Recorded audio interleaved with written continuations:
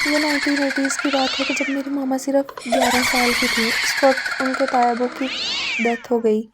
ماما تایابو سے بہت زیادہ کلوز تھی کیونکہ ان کے اپنے بابا کی ڈیتھ ان کے بہت بچپن میں ہو گئی تھی۔ تایابو جو تھے وہ ایک عامل تھے اور ان کے قبضے میں بہت سے جنات تھے۔ انہوں نے اپنی زندگی میں میری ماما کو ایک جن تحفے میں دیا اور ساتھ میں دعا بھی دی تھی کہ اس جن کی نسلیں بھی تمہارے ساتھ رہیں گی۔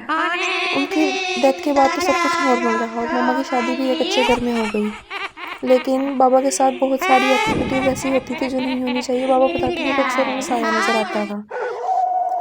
ہمارے گھر میں بہت سی چیزیں عجیب و غریب ہونا شروع ہو گئی ماما کی شادی کے بعد، تو وہاں سے میرے بابا نے اور ماما نے سب کچھ چھوڑا اور کراچی آ گئے۔ کراچی میں ان کا اپنا گھر نہیں تھا تو رینٹ پر لے کر رہنے لگے، لیکن وہاں پر بھی ان کے مسئلے حل نہ ہوئے اور ان کے مسئلے دن بہ دن بڑھتے چلے گئے، یہاں تک کہ ہمارے پاس ایک آلٹو تھی، ہمیں وہ بھی بیچنی پڑ گئی۔ گھر کے مالی حالات بہت خراب ہو گئے۔ جب انہوں نے کسی عامل سے رابطہ کیا تو انہوں نے ماما کو یہ بات بتائی اور ماما کو یہ بتایا کہ ہمارے گھر تبدیل کرنے سے ہمیں کوئی فائدہ نہیں ہوگا، بہتر یہی ہے کہ ہمیں مزید دم کروانے چاہیے۔ بابا نے ان سے پوچھا کہ اگر وہ جن ان کا ہے اور ان کے قبضے میں ہے تو تنگ کیوں کرتا ہے؟ اس نے بتایا کہ انہوں نے اس جن کا خیال نہیں رکھا، کھانا کھاتے وقت کبھی بھی اس کا حصہ اس کو نہیں دیا، جس کی وجہ سے وہ اب انہیں تنگ کرتا ہے۔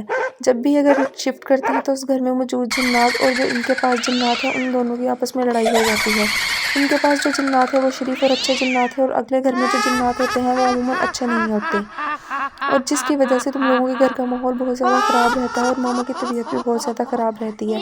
اس چیز کا ابھی تک ہمیں کوئی علاج نہیں ملا۔ اکثر رات میں ہمیں سایہ نظر آتا ہے، کھانا اکثر خود ہی غائب ہو جاتا ہے، میٹھی چیزیں تو عموماً نہیں بچتی، اور یہ ایکٹیویٹیز ہمارے